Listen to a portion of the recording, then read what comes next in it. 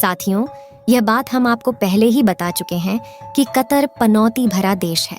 जिसने भी कतर के साथ हाथ मिला लिया, उसके बुरे दिन कुछ समय बाद ही शुरू हो जाते हैं। यकीन मानिए, आज हम आपके लिए एक ऐसी खबर सामने लेकर आए हैं जिसको सुनने के बाद आपको बहुत खुशी मिलने वाली है, क्योंकि पाकिस्तान ही वह देश है जिसने कतर के साथ मिलकर के भारतीय एक्स नेवी अफसर को फांसी की सजा सुनाई है। लेकिन आज भारत ने पाकिस्तान को लेकर के जो एक्शन प्लान तैयार किया है, इससे पाकिस्तान अगले 100 सालों तक नहीं भूलने वाला है। पूरी डेवलपमेंट क्या है, इस वीडियो में समझते हैं। भारत जिस तरह से कतर और पाकिस्तान को सबक सिखाने जा रहा है, इसके लिए इस वीडियो को एक लाइक ज़रूर करें और भी ऐसी ही नॉलेजेबल वीडियो के लिए चैनल को सब्सक्राइब ज़रूर करें। दोस्तों, मेन खबर को जानने से पहले कुछ ज़रूरी बातों का जानना ज़रूरी है। जैसा कि आपको पता होगा कि पाकिस्तान कतर के साथ मिलकर के एक सीक्रेट सबमरीन खरीदने वाला था, और यह सबमरीन एक एडवांस क्वालिटी की सबमरीन थी जिसे रडार में स्कैन नहीं किया जा सकता, और कहीं न कहीं पाकिस्तान के बीच में डील फाइनल होने वाली थी। लेकिन इसका पता भारत के नेवी ऑफिसर को शायद लग चुका था, और यह खबर भारत तक पहुंच जाती, इससे पाकिस्तान को दुख होता। इसलिए पाकिस्तान ने कतर के साथ मिलकर के उन 8 नेवी ऑफिसर को फांसी की सजा सुना दी। लेकिन इस बात में कितनी सच्चाई है या फिर नहीं, ये क्लियर नहीं बताया जा सकता। फिर भी रिपोर्ट्स अभी तक यही बता रही हैं। लेकिन अब भारत ने पाकिस्तान की नींद उड़ाने वाला काम किया है, जहां आज भारत ने एक ऐसे देश के सामने अपने दरवाजे खोल दिए हैं जिसके लिए आज तक दुनिया के कई बड़े देश परेशान रहे हैं। और इंटरेस्टिंग चीज यह है कि भारत में जिस देश को इनवाइट किया है, ये पाकिस्तान का काफी बड़ा डिफेंस पार्टनर रहा है। दोस्तों, हम बात कर रहे हैं स्वीडन की, और आप यकीन मानिए, कुछ समय बाद स्वीडन भी अपने डिफेंस इक्विपमेंट पाकिस्तान को बेचना बंद कर देगा। आपको याद होगा, फ्रांस काफी लंबे समय तक पाकिस्तान को डिफेंस इक्विपमेंट्स बेचता रहा, लेकिन जैसे ही भारत के अंदर उन्होंने प्रोडक्शन चालू किया, भारत को एक्सपोर्ट करने शुरू किए, और पाकिस्तान से उनकी पूरी सप्लाई कट हो गई। और इस बार स्वीडन के साथ भी कुछ ऐसा होने वाला है, जहां कुछ दिनों पहले ये खबर सामने निकल कर आई है कि भारत ने पहली बार FDI यानी कि foreign direct investment defence sector में अलाउ कर दी है, वह भी 100%। और सबसे पहले यह इन्वेस्टमेंट प्लान दिया गया है स्वीडन की कंपनी को, जो भारत के अंदर रॉकेट्स मैन्युफैक्चर करने वाली है। जहां अभी तक भारत में 70% FDI डिफेंस सेक्टर में अलाउ था, वह भी ऑटोमेटिक रूट से। लेकिन अब इसे 100% किया जा रहा है, और सबसे पहले ये परमिशन स्वीडन की कंपनी को दी गई है। यानी कि फ्यूचर में हम स्वीडन से अपनी कुछ बातें मनवाने वाले हैं, जहां पर ये कंपनी भारत के अंदर दुनिया की काफ़ी ज़्यादा एडवांस मानी जाने वाली शोल्डर फायर रॉकेट का मैन्युफैक्चर करेगी।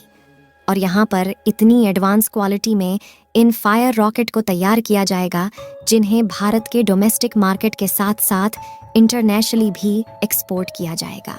और अगर अमेरिका यूरोप की बात करें, तो यहाँ पर इन रॉकेट का बड़े स्केल पर इस्तेमाल किया जाता है, यानी कि मार्केट के अंदर पोटेंशियल बहुत ज़्यादा है। और सबसे इंटरेस्टिंग बात यह है कि ये स्वीडन की पहली यूनिट होने वाली है जो उनके कंट्री से बाहर लगेगी, यानी उन्हें भारत के ऊपर काफ़ी ज़्यादा विश्वास हो चुका है। ये यूनिट हरियाणा के अंदर सेटअप की जाएगी, जिसमें इनिशियली करीब 500 करोड़ रुपए तक इन्वेस्टमेंट होगी, और उसके बाद अपने इस इन्वेस्टमेंट प्लान को बढ़ाने वाली है। और यहाँ पर हमने पाकिस्तान की बात इसलिए की है क्योंकि ये स्वीडन बेस्ड कंपनी पाकिस्तान को काफ़ी एडवांस डिफेंस सिस्टम भेजती है, जिससे कई बार पाकिस्तान ने भारत के अंदर अटैक करने की भी कोशिश की है। लेकिन जब ये कंपनी भारत में डिफेंस रॉकेट को मैन्युफैक्चरिंग करने का काम करेगी, तो इससे पाकिस्तान को काफ़ी बड़ा नुकसान होने वाला है, क्योंकि इससे पाकिस्तान को डिफेंस रॉकेट एक्सपोर्ट नहीं किया जाएगा। भारतीय नौसेना के अधिकारियों को मौत की सज़ा सुनाने वाले कतर पर भारतीय शिकंजा कसने लगा है, और कतर को भारत से 57,000 करोड़ रुपए चोरी करने में भी दोषी पाया जा चुका है। अपने आप को हमास का हितैषी बताने वाला कतर आखिर में चिंदी चोरी निकला, क्योंकि भारत से पाई पाई चुराकर कतर करोड़ों रुपए अपनी जेब में भर चुका है। भारत अभी तक शांत था, लेकिन इस बार कतर को दुनिया के सामने जलील करने की कोई भी कसर भारतीय सरकार नहीं छोड़ने वाली। भारत जरूर बैक चैनल से अपने नागरिकों को कतर से निकालने की कोशिश कर रहा है, लेकिन साथ ही साथ दुनिया के सामने कतर का असली चेहरा भी सामने निकल कर आ रहा है। चोरी की खबर के बाद कतर एयरवेज के भारतीय ऑफिस पर छापेमारी शुरू हो चुकी है और शुरुआती खबरों के मुताबिक कतर पर 57,000 करोड़ रुपए गमन करने का आरोप लगा है। ये इतनी बड़ी खबर है कि अगर कतर की वजह से एक खरोंच भी भारतीय नागरिकों को आई तो भारत आने वाले कई सालों तक कतर को भूखा मारने के लिए तैयार है। दरअसल जब भी इंटरनेशनल एयरलाइंस भारत में ऑपरेट करती है तो एयरलाइंस को कुछ चार्जेस भारतीय सरकार को देने होते हैं। चार्जेस जैसे कि लीज रेंटल, क्रू चार्जेस और फ्यूल चार्जेस। जब भी एयरलाइंस इस कीमत को अदा करती है तब इन चार्जेस के साथ साथ जीएसटी भी इन कंपनी को देना होता है। कतर ने एयरवेज के इसी जीएसटी को बचाने के लिए एक नया हथकंडा अपनाया। इन सभी चार्जेस और जीएसटी को कतर एयरवेज की भारतीय ब्रांच को देना होता है, लेकिन पिछले कई सालों से कतर एयरवेज अपने कतर में बेस्ड हेडक्वार्टर से चार्जेस का भुगतान कर रही थी। ऐसा इसलिए क्योंकि अगर इनकी भारतीय ब्रांड इस पैसे को भरती तो इन्हें जीएसटी देना पड़ता, और क्योंकि पैसा डायरेक्टली कतर से आ रहा है इसलिए इस पर किसी भी तरह का कोई टैक्स एप्लीकेबल नहीं होता।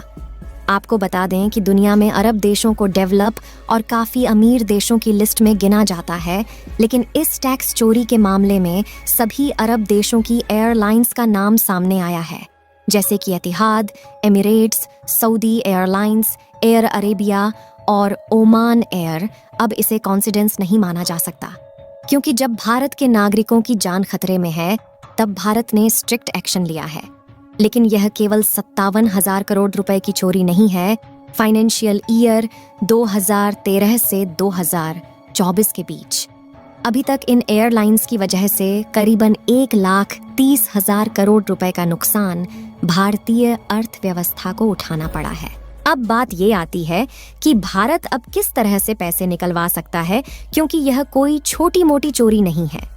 एक तरीका तो यह है कि भारत एलएनजी इंपोर्ट के बदले कतर को जाने वाला पैसा रोक लें और इस चोरी के अलावा एक मोटा फाइन कतर पर लगाया जाए। लेकिन अब देखना यह है कि भारत सरकार किस तरीके से कतर के द्वारा इन पैसों को वसूल करती है। आपको बता दें कि भारत सरकार इस समय कतर में फंसे नेवी के ऑफिसरों को बचाने का भरपूर प्रयास कर रही है और भारत का एक्शन इस पर चल रहा है। साथ ही हमें उम्मीद है कि जल्द ही इससे रिलेटेड कुछ खुशखबरी जरूर सुनने को मिलेगी। बाकी आपको क्या लगता है कि इन नेवी के जवानों को भारत सरकार बचा पाएगी या नहीं? अपनी राय कमेंट में जरूर बताएं। इस वीडियो को यहीं पर खत्म करते हैं। इस वीडियो को एक लाइक जरूर करें और अपने दोस्तों तक इस वीडियो को शेयर करें ताकि उन्हें भी जानकारी मिल सके। इसी तरह और भी नॉलेजेबल वीडियो देखने के लिए अपने भरोसेमंद चैनल को सब्सक्राइब करके बेल नोटिफिकेशन को ऑल पर जरूर रखें।